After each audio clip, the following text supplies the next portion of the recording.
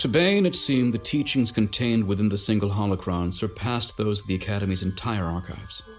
Revan had discovered many of the rituals of the ancient Sith, and as the holocron's avatar explained their nature and purpose, Bane could barely wrap his mind around their awesome potential. Some of the rituals were so terrible, so dangerous to attempt, even for a true Sith master, that he doubted he would ever dare to use them. Yet he dutifully copied them down on sheaves of flimsy, preserving them so he could study them in greater depth later. And there was far more than just the ancient practices of dark-side sorcerers stored inside the holocron. In only a few short weeks, he'd learned more about the true nature of the dark side than he had in all his time on Korriban. Revan had been a true Sith Lord, unlike the simpering masters who bowed to Khan and his Brotherhood. And soon, all his knowledge, his understanding of the dark side, would belong to Bane. Those who use the dark side are also bound to serve it. To understand this is to understand the underlying philosophy of the Sith. Bane sat motionless, eyes riveted on the avatar of a Dark Lord 3,000 years dead and gone. Revan's projected image winked out of existence, then slowly flickered back into view. The holocron was failing, dying. The material used to construct it, the crystal that channeled the energy of the Force to give the artifact life, was flawed. The more Bane used it, the less stable it became.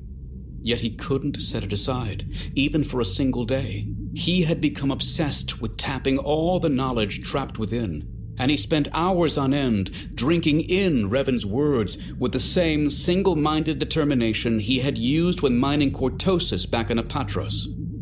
The dark side offers power for power's sake. You must crave it, covet it. You must seek power above all else, with no reservation or hesitation. These words rang especially true for Bane, as if the pre-programmed personality of his virtual master sensed it was nearing its end and had tailored its last lessons especially for him. The Force will change you.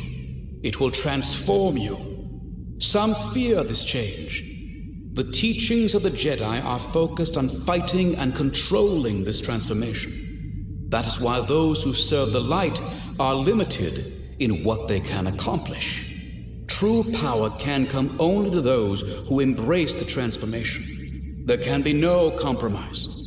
Mercy, compassion, loyalty, all these things will prevent you from claiming what is rightfully yours. Those who follow the dark side must cast aside these conceits. Those who do not, those who try to walk the path of moderation, will fail, dragged down by their own weakness. The words almost perfectly described Bane as he'd been during his time at the Academy.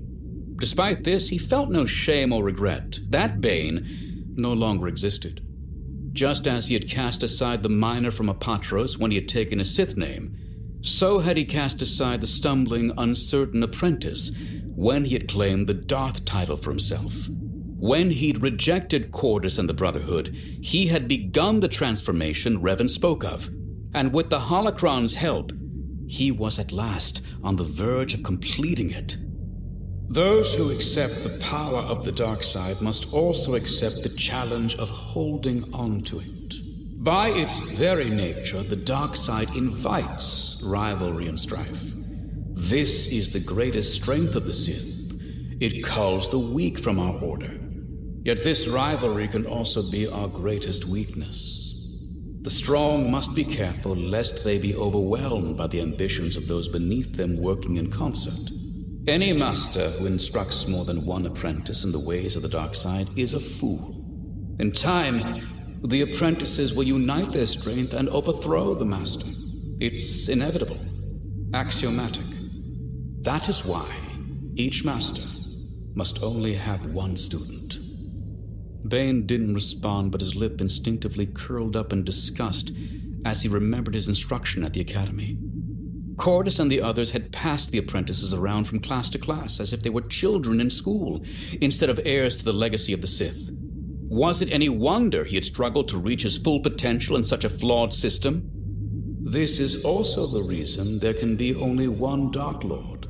The Sith must be ruled by a single leader, the very embodiment of the strength and power of the dark side. If the leader grows weak, another must rise to seize the mantle. The strong rule, the weak are meant to serve. This is the way it must be. The image flickered and jumped, and then the tiny replica of Darth Revan bowed its head, drawing its hood up to hide its features once more. My time here is ended. Take what I have taught you and use it well. And then Revan was gone. The glow emanating from the holocron faded away to nothing. Bane retrieved the small crystal pyramid from the floor, but it was cold and lifeless in his hands. He felt no trace of the force inside it. The artifact was of no more use to him. As Revan had taught him, it must therefore be discarded. He let it drop to the floor.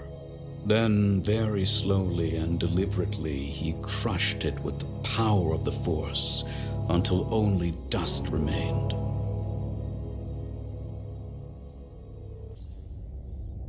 Bane was sitting cross-legged on the stone floor of the central chamber on the Rakatan Temple's uppermost floor.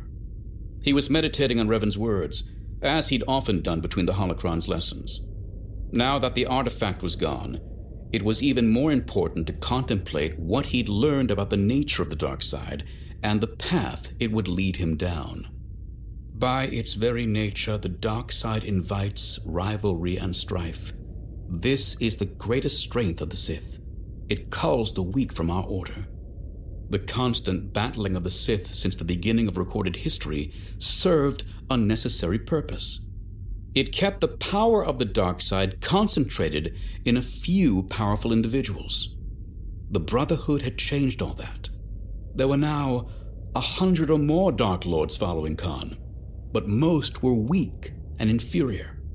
The Sith numbers were greater than they had ever been, yet they were still losing the war against the Jedi.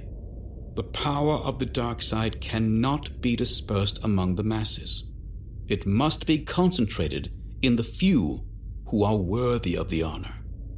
The strength of numbers was a trap, one that had snared all the great Sith Lords who had come before. Naga Sadow, Exar Kun, Darth Revan. Each had been powerful. Each had drawn disciples in, teaching them the ways of the dark side. Each had assembled an army of followers and unleashed them against the Jedi. Yet in each and every case, the servants of light had prevailed. The Jedi would always remain united in their cause. The Sith would always be brought low by infighting and betrayals. The very traits that drove them to individual greatness and glory, the unrelenting ambition, the insatiable hunger for power, would ultimately doom them as a whole. This was the inescapable paradox of the Sith. Khan had tried to solve the problem by making everyone equal in the Brotherhood, but his solution was flawed. It showed no understanding of the real problem, no understanding of the true nature of the dark side. The Sith must be ruled by a single leader, the very embodiment of the strength and power of the dark side. If all are equal, then none is strong. Yet whoever rose from the swollen and bloated ranks of the Sith to claim the mantle of Dark Lord would never be able to hold it. In time, the apprentices will unite their strength and overthrow the master. It is inevitable. Together, the weak would overwhelm the strong in a gross perversion of the natural order. But there was another solution, a way to break the endless cycle dragging the Sith down. Bane understood that now. At first he had thought the answer might be to replace the Order of the Sith with a single, all-powerful Dark Lord, no other masters, no apprentices, just one vessel to contain all the knowledge and power of the dark side. But he had quickly dismissed the idea. Eventually, even a Dark Lord would wither and die. All the knowledge of the Sith would be lost. If the leader grows weak, another must rise to seize the mantle. One alone would never work. But if the Sith numbered exactly 2, minions and servants could be drawn into the service of the dark side by the temptation of power. They could be given small tastes of what it offered. as an owner might share morsels from the table with his faithful curs. In the end, however, there could be only one true Sith Master. And to serve this master, there could be only one true apprentice. Two there should be, no more, no less. One to embody the power, the other to crave it. The rule of two. This was the knowledge that would lead the dark side into a new age. A revelation that would bring an end to the infighting that had defined the Order for 1,000 generations. The Sith would be reborn. The new ways would be swept away. And Bane would be the one to do it. But first he would have to destroy the Brotherhood. Khan, Cordis, all who'd studied with him on Korriban, all the masters on Ruusan, had to be purged until he alone remained. Darth Bane, Lord of the Sith. The title was his by right. There was no other strong enough in the dark side to challenge him. The only question that remained was who was worthy of being his apprentice, and how he would eliminate the others. Bane! Qasim's voice cut off his thoughts midstream.